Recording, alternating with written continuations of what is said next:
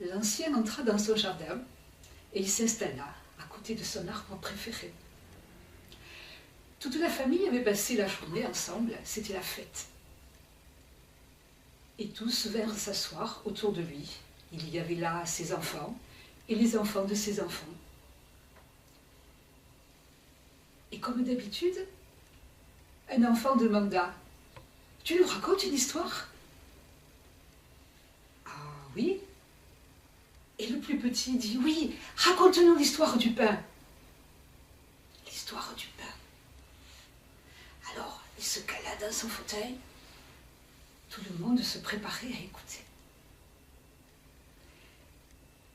C'était il y a longtemps, mais c'est aujourd'hui, quand le peuple est sorti d'Égypte, quand il a traversé la mer sur les pas de son Dieu. Arrivé de l'autre côté, les femmes ont fait cuire le pain, la pâte qu'elles avaient préparée et qu'elles avaient amenée avec elles. Et puis, une fois cuit, elles ont distribué ce pain à tout le monde. Et ils regardaient, qu'est-ce que c'est que ça? C'est tout sec, c'est tout plat, c'est dur. C'est un pain de misère. Et déjà certains murmuraient et disaient, mais qu'est-ce que c'est que ce pain? En Égypte, oui, on avait du pain, avec une bonne croûte, avec de la mie bien moelleuse dedans. Et on avait des oignons aussi, vous vous souvenez la bonne soupe à l'oignon qu'on faisait? Et les ragoûts de viande, ah, ce fumet, qu'est-ce qu'on est venu faire ici? Et puis quelqu'un leur a dit, mais, ah oui, l'Égypte, les bons souvenirs d'Égypte. Vous vous souvenez, regardez vos mains, vous avez encore les traces des travaux que vous avez fait avec, des briques qu'il fallait construire. Vous aviez mal aux reins parce qu'il fallait traîner de grosses pierres et de grosses charges. Et vous vous souvenez pas des coups de fouet du chef de corvée quand vous n'alliez pas assez vite? Ah oui, l'Égypte. Et ce pain, peut-être c'est du pain de misère, vous l'avez goûté? Alors, commencèrent tous à manger un morceau de ce pain. Pain de misère, mais vous savez, il avait le goût de la liberté. Alors, ils furent contents, ils mangeaient leur pain de misère. Oui, ils étaient libres. Et Dieu dit, cet événement, tous les ans, vous allez vous en souvenir. Tous les ans, vous ferez une fête. Et pendant une semaine, vous mangerez de ce pain de misère qui a le goût de la liberté, pour vous souvenir que moi, votre Dieu, je vous ai fait sortir d'Égypte. Alors un enfant demanda, mais comment ça s'est fait qu'ils sont sortis d'Égypte? Comment ça s'est passé? Tu nous racontes? Alors il reprit son récit. Le peuple de Dieu était en Égypte, ils étaient des esclaves. Et ils étaient malheureux. Alors ils ont crié vers Dieu. Et Dieu a entendu leurs cris. Et Dieu a vu leur misère. Alors il a envoyé Moïse. Et Moïse est allé voir le Pharaon. Et ils ont discuté longtemps parce que Pharaon ne voulait pas laisser partir ce peuple, ces esclaves. Et puis finalement un jour Pharaon a dit, ben oui, qu'ils partent. Alors, Moïse a réuni le peuple, il leur a dit, voilà, chaque famille, vous allez prendre un agneau, un bel agneau, tout beau, sans tache. Quand la nuit va tomber, vous allez l'immoler, vous allez le tuer. Vous garderez de son sang. Vous ne mangerez pas le sang. Le sang, c'est la vie de Dieu.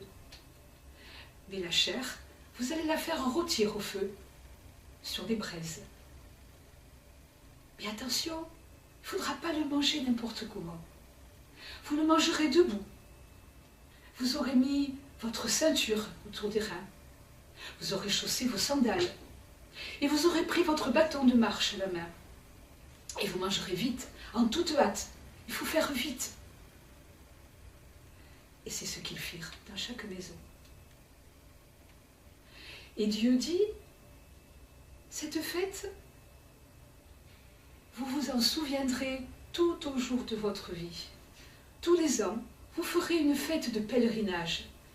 Et à cette fête, vous mangerez l'agneau rôti et vous remangerez les pains de misère. Et ce sera une fête pour le Seigneur, pour que vous vous souveniez que Dieu vous a fait sortir d'Égypte. Et un enfant demanda, « Ah bon, ils ont mangé la viande de l'agneau, mais le sang, qu'est-ce qu'ils ont fait avec ?» Alors, l'ancien reprit son récit. Moïse a convoqué les anciens du peuple. Il leur a dit, dans chaque famille, avec le sang de l'agneau, vous allez prendre une branche. Vous allez tremper dans le sang et vous allez en passer sur les montants de la porte et sur le linteau. Et ce sang, ce sera pour vous un signe. Cette nuit, Dieu va passer. Quand il verra le sang, il ne rentrera pas dans vos maisons. Il empêchera le destructeur de vous faire du mal. Il sautera au-delà des maisons et il ne frappera que l'Égypte. Et c'est ce qui s'est passé. Et vous vous souviendrez tous les jours de votre vie de cet événement. Tous les ans, vous ferez une fête pour le Seigneur, une fête de pèlerinage, et pendant une semaine, vous mangerez le pain de misère, et vous mangerez l'agneau rôti, et vous vous souviendrez du sang de l'agneau. Et un enfant dit dans le silence, alors, l'agneau qui est mort, finalement, c'est lui qui a sauvé tout le monde. Et tout le monde réfléchissait. Et puis l'ancien, il leur dit, moi ça me rappelle le serviteur. Le serviteur, tu nous as jamais raconté ça encore, raconte-nous le serviteur. Eh bien, c'était dans le peuple de Dieu, ils habitaient maintenant dans des villes. Et puis, un jour, il y avait le serviteur, on l'a trouvé au bord du chemin, il était blessé. Il y avait du sang qui coulait de ses blessures. On n'avait pas envie de le regarder, il y avait même des gens qui faisaient un grand détour pour ne pas le voir. Et puis il y en a qui disaient, mais qu'est-ce qui lui est arrivé? C'est Dieu qui l'a puni? Qu'est-ce qu'il avait pu faire?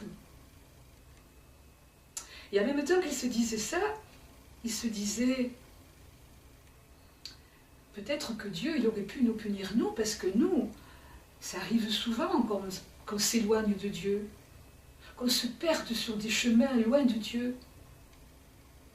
Et c'est lui qui punit. Et lui, il dit rien, il ne se défend pas. On l'accuse et il dit rien, il accepte. Alors, ça fait penser, c'est comme l'agneau, quand on va le tuer, il ne dit rien non plus. Alors ce serviteur qui est là avec ses blessures et qui ne dit rien, et ça donnait à penser à tout le monde. Et le serviteur est mort.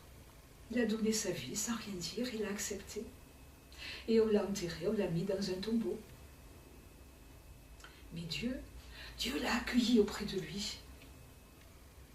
Et Dieu a dit, mon serviteur est juste, et il répandra la justice sur toute la terre. Et même, il prendra la défense de tous ceux qui sont dans le péché. Alors là, les enfants réagirent. Le péché, c'est quoi le péché? Et Dieu, il a dit quelque chose? Et comment on peut faire? Qu'est-ce qu'on peut faire? Alors, l'ancienne continua son histoire. C'était au temps où le peuple est sorti d'Égypte.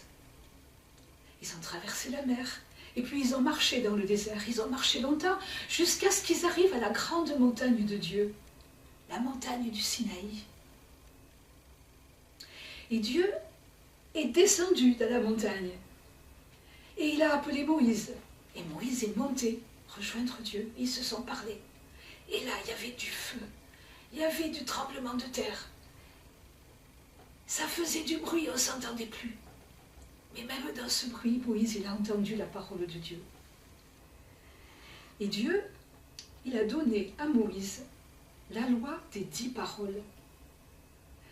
Voilà une loi pour que le peuple puisse être un vrai peuple, pour qu'ils vivent bien ensemble et qu'ils vivent bien avec Dieu.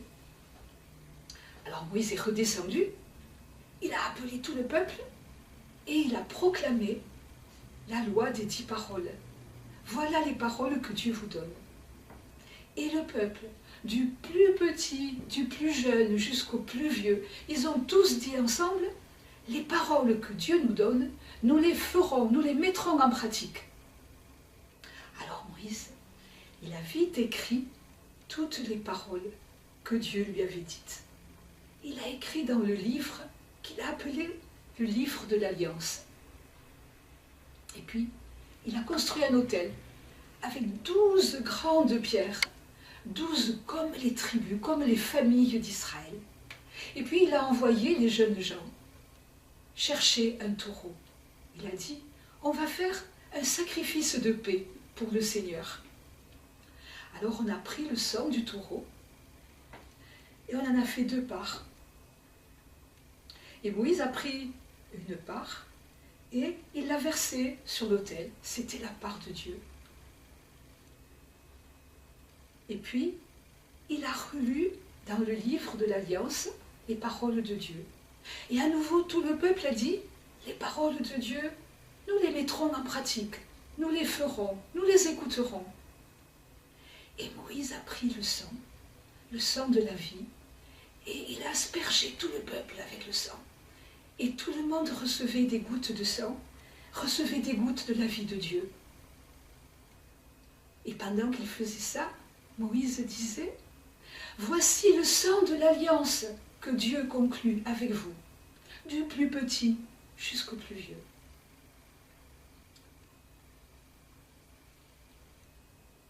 Oui, mais... Et ils ont toujours fait ce que disait la parole de Dieu? Ils ne l'ont jamais oublié? Ben, si, quand même un peu. Parce que cette parole, c'est vrai qu'ils l'ont oubliée. Peut-être que c'était difficile. Et Dieu, il voyait son peuple. Et il était triste parce qu'il voyait bien que souvent, il oubliait sa parole. Et que du coup, ils étaient malheureux. Ils se disputaient, ils n'étaient pas bien ensemble. Ils oubliaient de lui parler. Alors Dieu, il a eu une idée. Et quand Dieu, il a une idée et qu'il veut la dire aux hommes, il appelle un prophète. « Jérémie, Jérémie, j'ai quelque chose à te dire. » Et Jérémie a écouté ce que Dieu lui disait. Puis il a été content parce qu'il trouvait que c'était une bonne idée. Alors, tout de suite, il a appelé tout le peuple. « Eh, venez, vite, vite, Dieu a une idée, venez vite, écoutez la parole qu'il m'a dite. » Voilà ce que Dieu m'a dit. Je trouve que mon peuple m'oublie beaucoup. Et c'est mon peuple et moi je l'aime de toute éternité et pour toujours. Alors je suis triste de voir qu'il est malheureux. Il se rend malheureux tout seul. Je crois que la loi que je lui ai donnée, elle est un peu loin de lui. Elle est loin sur un livre.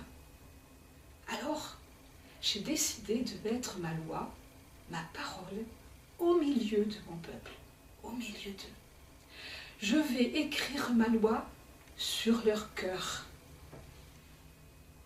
Et pendant que Jérémie disait cela, Dieu écrivait sur le cœur de tous les membres de son peuple, du plus jeune des enfants jusqu'au plus vieux des anciens. Dieu écrit sa loi aujourd'hui et pour toujours. Et à la fin de sa loi, il écrit « Tu es mon enfant, je t'aime. » Et quand Jérémie a fini de parler, tout le peuple était heureux. Et dans le jardin, autour de l'ancien, tout le monde avait un grand sourire. Et la plupart d'entre eux avaient posé la main sur leur cœur. Et le vieux le vieux, l'ancien, qui avait vécu plein d'années, qui regardait ses enfants et les enfants de ses enfants. Il était heureux. Lui aussi avait mis la main sur son cœur. Il regardait, les étoiles avaient commencé à briller dans le ciel. Des étoiles, on ne savait pas combien il y en avait, mais sûrement autant que de membres du peuple de Dieu. Alors, l'ancien, avec la main sur son cœur, il se souvenait et il se répétait ces paroles. Tu es mon enfant, je t'aime.